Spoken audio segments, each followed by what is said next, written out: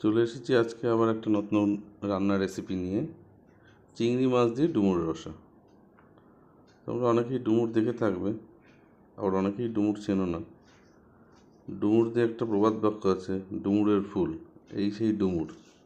এটা আবার রান্না করলে খুব সুস্বাদু লাগে খেতে। তো চলো, প্রথমে ডুমুরটাকে মা ডুমুরের গা থেকে এর মাংসালো অংশটাকে কেটে নিতে হবে। দেখো, খুব হালকা করে, ভেতরে ছোট ছোট দানা দানা থাকে, সেটা নেওয়া যাবে না।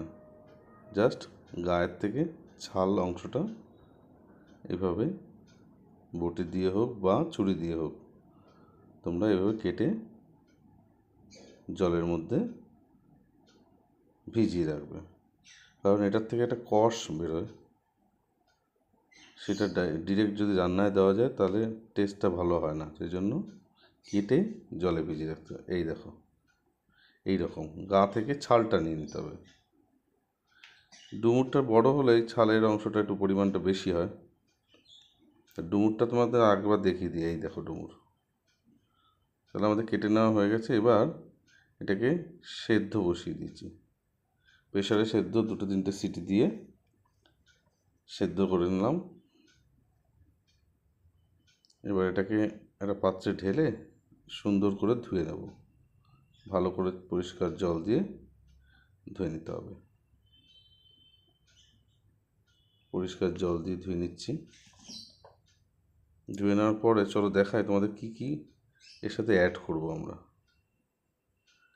চিংড়ি থাকবে, পেঁয়াজ বাটা থাকবে, রসুন বাটা, আদা বাটা, জিরে বাটা থাকবে, আর থাকবে ঘি, গরম মশলা। চলো এবার শুরু করা যাক রান্নার প্রসেসটা। কড়াইতে তেল দিয়ে নিয়েছি।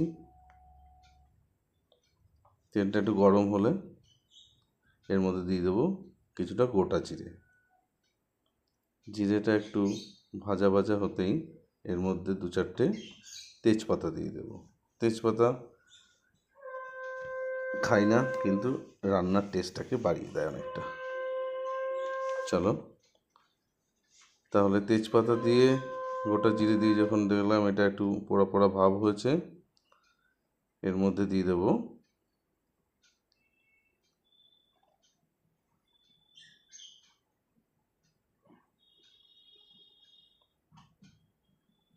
আদা বাটা।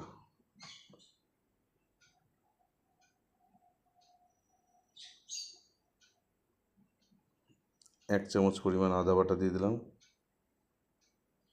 রসুন বাটা,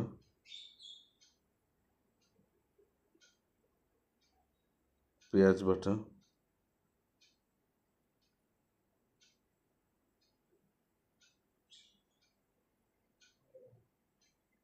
দিয়ে মাঝে একটু নেড়ে নিতে হবে যাতে তলায় ধরে না যায়। তারপরে দিয়ে দেবো জিরে বাটা,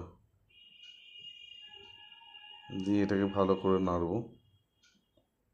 নাড়তে নাড়তে যখন পুরো তেল এর গায়ে লেগে যাবে, সবার গায়ে, তারপরে একটু পরিমাণ চিনি দিয়ে দেবো, সামান্য পরিমাণ। তারপরে এটার সাথে অ্যাড করব আমরা হলুদ গুঁড়ো অ্যাড করে দিচ্ছি। এবার এটাকে নাড়তে থাকলে দেখো একটা কালার চলে আসবে বেশ সুন্দর, দেখতেই পাচ্ছ সুন্দর একটা কালার এসছে। এটা একটু ভাজা ভাজা হলে এটার সাথে আমরা দিয়ে দেবো চিংড়ি মাছ। চিংড়ি মাছটা একটু হলুদ মাখিয়ে রেখে দিয়েছিলাম, এই চিংড়ি মাছ দিয়ে দিলাম। চিংড়ি মাছটা অনেক রান্নার সাথে দেওয়া যায় এবং এটা রান্নার টেস্টটাকে অনেক গুণ বাড়িয়ে দেয়।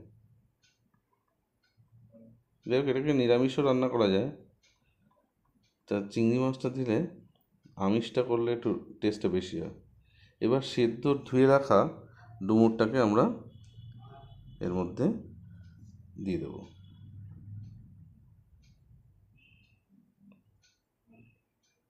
ডুমুর সম্পূর্ণ দেওয়ার পরে এটাকে ভালো করে মশলার সাথে মেশাতে হবে। প্রায় রান্না আমাদের হয়ে এসছে। দেখো এখনও সবজি সবজি কালার রয়েছে, সবুজ সবুজ কালার রয়েছে।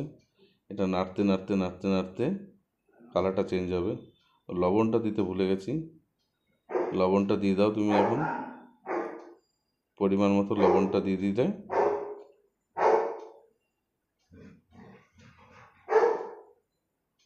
এরপরে দেখো এই যে কালারটা চলে এসছে। নামানোর আগে একটু ঘি দিয়ে দাও,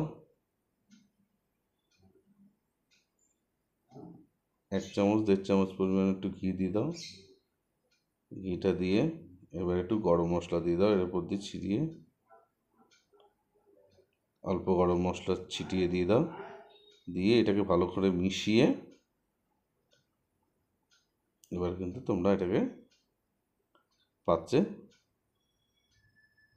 নামিয়ে নিতে পারো। Almost done.